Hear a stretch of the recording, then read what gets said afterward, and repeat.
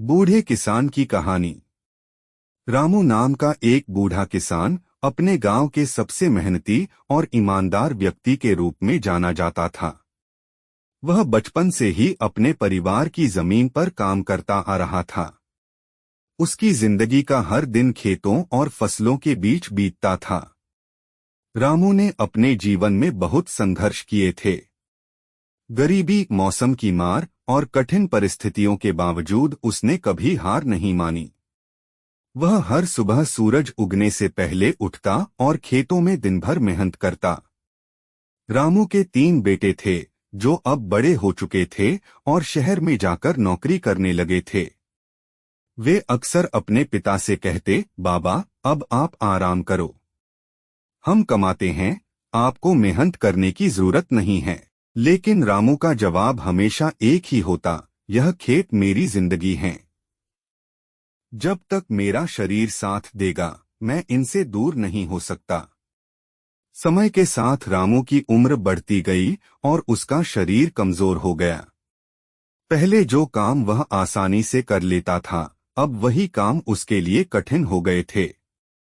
एक दिन जब रामू खेत में काम कर रहा था, उसकी तबीयत अचानक बिगड़ गई। वह घर लौट आया, लेकिन अब उसे महसूस होने लगा कि उसके लिए खेतों में काम करना मुश्किल होता जा रहा है। उसके बेटे मोहन ने एक दिन कहा, बाबा, अब आपको खेतों का काम छोड़ देना चाहिए। हम मजदूर रख लेंगे और आप घर पर आराम करें। रामू ने गहरी सांस ली और कहा, बेटा, यह खेत सिर्फ जमीन का टुकड़ा नहीं है, इसमें मेरी पूरी जिंदगी बसी है। मगर अब समय आ गया है कि तुम यह जिम्मेदारी संभालो।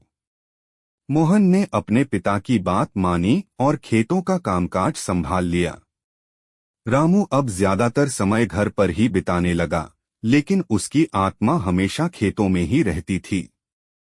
वह कभी कभी खेतों में जाकर बैठता और मोहन को काम करते देखता।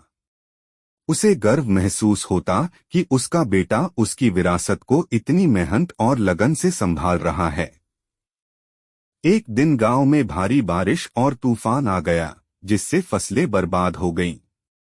मोहन बहुत निराश हो गया और उसने रामू से कहा, बाबा, सारी फसलें नष्ट हो गईं, अब क्या करेंगे? रामू ने मुस्कुराते हुए कहा, बेटा, खेती सिर्फ मेहनत नहीं, धैर्य भी है। फसलें बर्बाद हुई तो क्या हुआ? फिर से मेहनत करो, जमीन कभी धोखा नहीं देती। रामू की सीख मोहन के लिए प्रेरणा बन गई। उसने नई फसल की तैयारी की और अगले कुछ महीनों में खेतों में फिर से हरियाली लौट आई।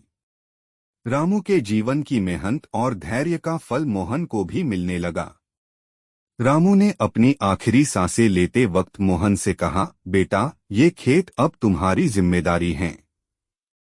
इन्हें उसी ईमानदारी और मेहनत से संभालो जैसे मैंने किया। रामू की आंखें बंद हो गईं, लेकिन उसकी विरासत और उसकी सीख हमेशा के लिए मोहन के दिल में बस गई।